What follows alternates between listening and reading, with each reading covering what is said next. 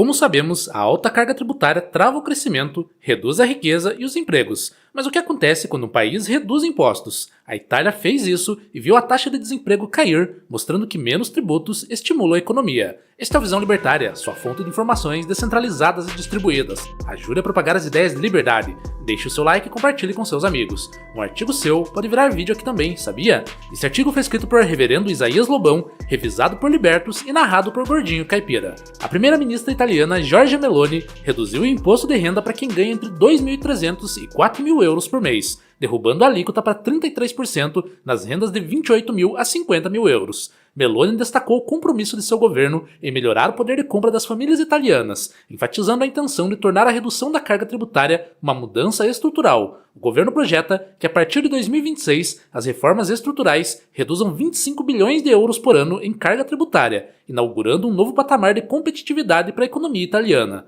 As críticas da oposição, que afirmam que a reforma favorece apenas os mais ricos, não se sustentam quando confrontadas com dados oficiais. O Ministério da Fazenda demonstrou que cerca de 80% de todo o alívio tributário gerado pela medida beneficia trabalhadores que ganham menos de 50.000 euros por ano. Ou seja, a esmagadora maioria do impacto positivo recai sobre profissionais comuns, empregados do setor privado, pequenos assalariados, técnicos, funcionários administrativos e trabalhadores de renda média. Essa faixa de renda representa justamente o núcleo da classe média italiana, o grupo que sustenta o consumo interno, paga proporcionalmente mais impostos e tem sido mais pressionado pela inflação e pelo custo de vida crescente. Portanto, longe de ser uma reforma direcionada ao topo da pirâmide, a medida concentra seus efeitos exatamente no segmento que mais sofre com a carga tributária e que mais precisa de fôlego financeiro.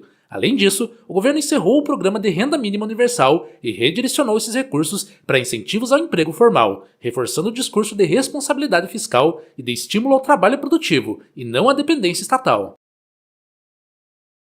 O mercado financeiro reagiu positivamente. A política de Meloni vem sendo bem recebida por investidores que enxergam na reforma um sinal claro de compromisso com estabilidade, racionalidade e crescimento econômico. O resultado? Exatamente aquilo que qualquer economista libertário esperaria. Os cidadãos ficaram com um pouco mais do próprio dinheiro, o consumo reagiu e a taxa de desemprego começou a cair. Custando cerca de 9 bilhões de euros em 3 anos, a medida entregou o que prometia. E pasmem, sem provocar o apocalipse fiscal que os profetas do estatismo tanto anunciaram. Há uma lição que aprendemos com a Escola Austríaca de Economia. Quando se devolve ao indivíduo o direito elementar de usufruir da própria renda, não demora para que a liberdade faça seu trabalho e o mercado também. Quando se fala em reduzir impostos sobre a folha salarial, os economistas tradicionais costumam apresentar dados que parecem demonstrar a expectativa de que a desoneração por si só gere uma explosão de empregos. Um estudo do IPEA de 2018, por exemplo, analisou a política iniciada em 2012, quando a contribuição patronal de cerca de 20% sobre a folha foi substituída por uma alíquota entre 1% e 2% sobre o faturamento em setores específicos.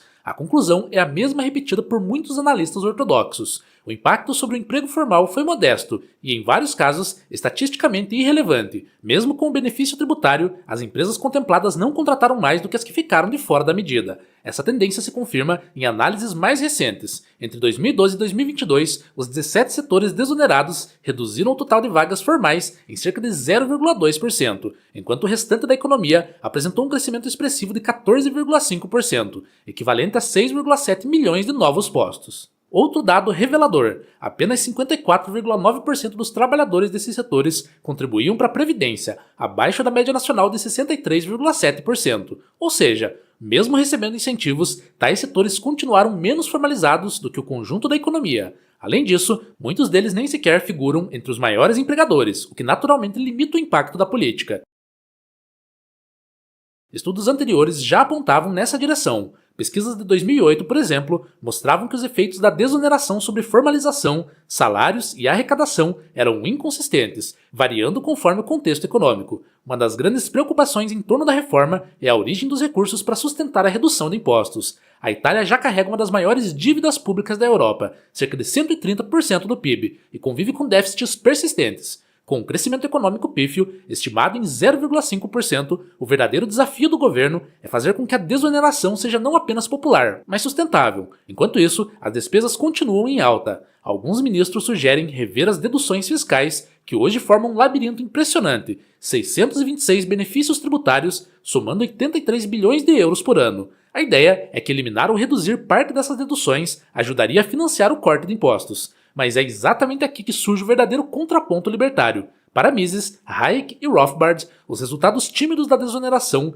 não contradizem a lógica do mercado. Eles apenas confirmam um erro que a economia tradicional insiste em repetir: esperar que um único corte de impostos compense décadas de distorções criadas pelo próprio Estado. Reduzir um tributo pontual em uma economia pesada, engessada e burocrática é como abrir uma janela numa casa sem ventilação. Entra um vento agradável, mas o mofo continua lá. O exemplo brasileiro revela isso com clareza. A desoneração da folha alivia custos, mas não garante aumento expressivo do emprego. Se o ambiente segue deteriorado, com demanda fraca, informalidade crescente, insegurança jurídica, regulações sufocantes e falta crônica de investimento, qualquer efeito positivo é rapidamente engolido pelo restante da máquina estatal. A escola austríaca sempre ensinou algo simples: impostos menores são necessários, mas nunca suficientes. Não basta mexer em um pedacinho da engrenagem, é preciso desmontar o aparato que impede o mercado de funcionar. Empreendedorismo exige espaço para respirar, menos regulações sufocantes, menos incerteza jurídica, menos barreiras artificiais à entrada de novos negócios e, sobretudo, mais autonomia para investir, inovar e assumir riscos.